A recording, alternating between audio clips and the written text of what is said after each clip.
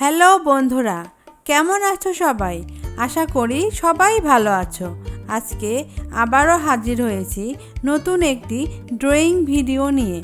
এই ভিডিওতে দেখাবো কিভাবে তুমি একটি গ্রামের দৃশ্য অঙ্কন করবে। তো বন্ধুরা, চলো তাহলে শুরু করি।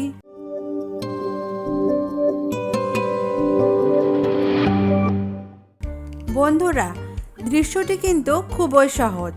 আমি চেষ্টা করেছি তোমাদের সহজভাবে আঁকিয়ে দেখানোর, যাতে তোমরা সহজেই আমার পদ্ধতিগুলো অনুসরণ করে কিভাবে দৃশ্য অঙ্কন করতে হয় তা শিখে ফেলতে পারো। আশা করি ড্রয়িংটি তোমাদের ভালো লাগবে এবং শেষ পর্যন্ত দেখবে। আর হ্যাঁ, লাইক, কমেন্ট এবং শেয়ার করতে ভুলো না। আর সাবস্ক্রাইব না করে থাকলে অবশ্যই সাবস্ক্রাইব করবে, যাতে পরবর্তী ভিডিও সবার আগে দেখতে পারো।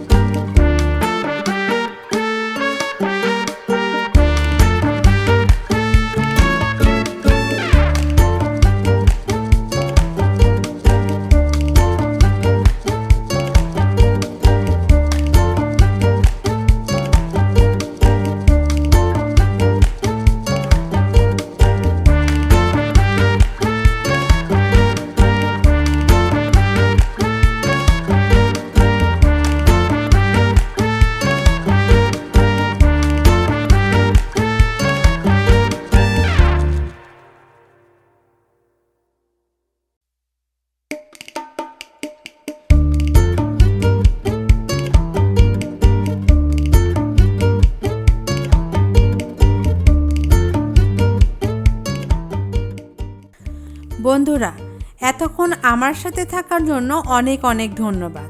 আশা করি আমার ড্রয়িংটি দেখতে তোমাদের ভালো লেগেছে এবং এই ড্রয়িংটি তুমি সহজেই আঁকিয়ে ফেলতে পারবে। আর বন্ধুরা, তোমাদের যদি অন্য কোনো ভালো লাগা ড্রয়িং থাকে যেটা তুমি আঁকতে পারছো না, তবে আমাদের কমেন্ট করে জানাতে পারো। তাহলে আমরা পরবর্তী ভিডিওতে সেটা আঁকিয়ে দেখানোর চেষ্টা করব। আজ বিদায় নিচ্ছি, আগামীতে নতুন ড্রয়িং নিয়ে হাজির হব ইনশাল্লাহ। ভালো থেকো, সুস্থ থেকো আর বেশি বেশি ড্রয়িং প্র্যাকটিস করো। তুমিও একদিন ভালো করবে এই আশা রইল। আল্লাহ হাফেজ।